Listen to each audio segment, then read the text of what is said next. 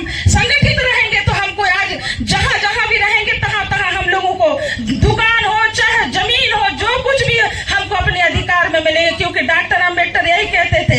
आज तो डॉक्टर अम्बेडकर एक नीच समाज में कहते थे कि नहीं यार ये छोटे नीच समाज के है, क्योंकि उनको तो छूते भी नहीं थे उस समय डॉक्टर अम्बेडकर को, और वो उस समय कैसे संघर्ष करते थे। हम लोग तो सब है हमारे पास में। डॉक्टर अम्बेडकर जो पढ़ते थे ना उस समय कहते थे कि यार इनको दूर स्कूल से बाहर बैठाया जाता था जब पढ़ाई करते। उस समय तो लाइट भी नहीं थी उस समय, और कहते थे कि आप बाहर बैठो, बाकी बच्चे इधर बैठते थे। पानी भी देते थे तो दूर से पानी देते थे डॉक्टर। वो कैसे एक व्यक्ति थे, 12वीं संतान थे वो, पर कैसे व्यक्ति थे वो। आज वो साहस लेके आज विदेश में जाके पढ़े, 32 डिग्री लाके पढ़े आदमी। तो एक यहाँ 10वीं पढ़ लेता है तो वो कहते जा रहे स्कूल, कहते तो बच्चे नहीं जाते स्कूल। आजकल के सब व्यवस्था है, उसके बाद भी बच्चे नहीं जाते स्कूल। और वो कैसे थे कि जो आज 32 डिग्री पूरे देश में जाके पढ़ाई किए थे, आज उन्हीं का संविधान है। और आज जो हम आज दिख रहे हैं, जो लड़ाई कर रहे हैं, जो सरपंच है, सचिव है, जनपद है, चाहे टीचर है, चाहे कलेक्टर है, उन्हीं की देन है आज, डॉक्टर अम्बेडकर की देन। और जो हम मांग भी कर रहे हैं तो उन्हीं की देन से मांग कर रहे हैं। अधिकार दिया है वो हमको, और जो अधिकार दिए हैं तो हम यही चाहते हैं कि हमारा अधिकार हमको वापस करें। और ये अधिकार के लिए हम लड़ाई करेंगे। जब तक हम लोग जिएंगे तब तक हम जैसे संघर्ष किया डॉक्टर अम्बेडकर वैसे हम भी करेंगे। बिल्कुल हम हार मानने को तैयार नहीं रहेंगे। आप सभी से मैं निवेदन करती हूँ, और पुनः आप लोग सब मेरी बातों को बड़े गौर से आप ध्यान दिए, और आपके चरणों में कोटि कोटि नमन करते हुए अपने वाणी को मैं पैसा की बात करें, जो भी राजस्व के मामले हैं वो हमारे अधिकार में है। हम कैसे उसको हम ग्रामवासी उसमें निर्णय लें, क्या हो सकता है उसमें, ये विस्तृत जानकारी राजस्व के मामले में हम ले सकते हैं। तो पैसा एक्ट को हम अच्छे से समझें, उसकी विस्तृत जानकारी लें और हम उस नियम से चलें, तो निश्चित तौर पर हम सफलता ले पाएंगे। मेरा यही कहना है, और थोड़ा सा आप लोग जागरूक रहें। मैं धन्यवाद देना चाहूंगा सभी लोगों को, आप सब एकत्रित हुए हैं, बहुत बहुत धन्यवाद। और जिस कार्य के लिए आप बैठे हैं, मैं पुरजोर आप लोगों के साथ हूँ और आपके साथ सहयोगी रहूंगा। इन्हीं बातों के साथ ज्यादा न बोलते हुए मैं अपनी वाणी को यही विराम देता हूँ। जय हिंद। बहुत बहुत धन्यवाद। क्योंकि साथियों, हमने इस पंपलेट में भूमाफिया भी लिखे हैं। कई लोग सवाल उठा रहे थे कि भूमाफिया नहीं है।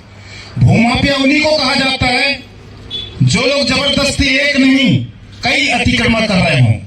ये भूमाफिया नहीं कहलाएंगे, क्या कहलाएंगे। यहां तक इन लोगों ने शासकीय भवनों को भी नहीं छोड़ा। जो शासकीय भवन है यहाँ पे, बिजरानी में प्राथमिक शाला को भी इन्होंने कब्जा किया।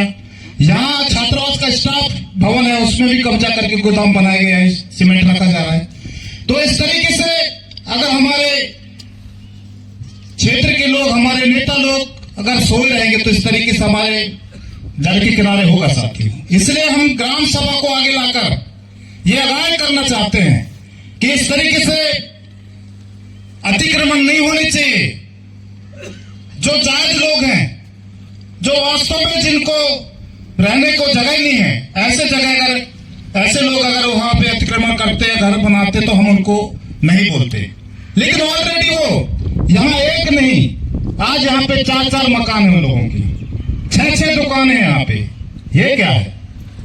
इसलिए साथियों, एक बार सब लोग आप नारा लगाएंगे।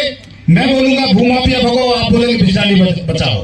भूमाफिया भगाओ, भूमाफिया भगाओ, बीजा डांडी बचाओ। साथियों, इसी के विरोध में आज का यह जो कार्यक्रम है, क्योंकि हम लोग लगभग 2 महीना से जिला कलेक्टर को 4 बार आवेदन किए, एसडीएम को 4 बार आवेदन किए, तहसीलदार को 4 बार आवेदन किए।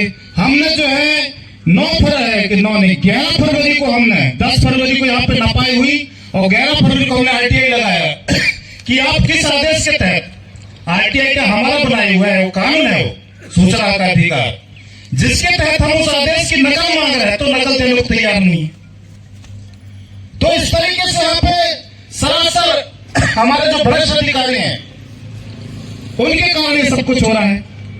फिर हमने 9/4 को फिर आवेदन किया कि भाई जिस आधार पर इनको आवंटित की गई है उसकी हमें कॉपी प्रस्तुत करें और संपूर्ण दस्तावेज मांग किए। तो यहाँ एंटी साहब ने पूरे फोटो कॉपी भेजा है, तहसीलदार साहब फोटो कॉपी के फोटो कॉपी भेजा है, और तहसीलदार कहे कि फोटो कॉपी उसने आयोग को नहीं दे सकता। हाई कोर्ट ने कलेक्टर को जवाब मांगा कि आप किस कानून के तहत बाहरी ग्रामीणों के लोगों को यहां पे आप बसा रहे हैं, देना था तो नहीं दिया गया साथियों। इसलिए आज हमको ये सांकेतिक एक दिवसीय यह धरना है। आगामी आने वाले समय में हमारे भी ग्राम सभा के जानकार यहाँ पे उपस्थित है, छिंदवाड़ चलकर आए हैं, वो बताएंगे पूरी बात। अभी हम लोग शांतिपूर्वक एक सांकेतिक आंदोलन कर रहे हैं, क्योंकि ग्राम सभा को ध्वस्त करने का भी हक है। अगर वो निर्माण अवैध रूप से किया जा रहा है तो उसको हटाने का काम ग्राम सभा कर सकती है, ये प्रावधान है। हमने मंडला कालीकोट में 22 बिल्डिंग हटवाए थे। तो साथियों, अगर ग्राम सभा मजबूत हो जाए तो ये अवैध अतिक्रमण हटाई जा सकती है।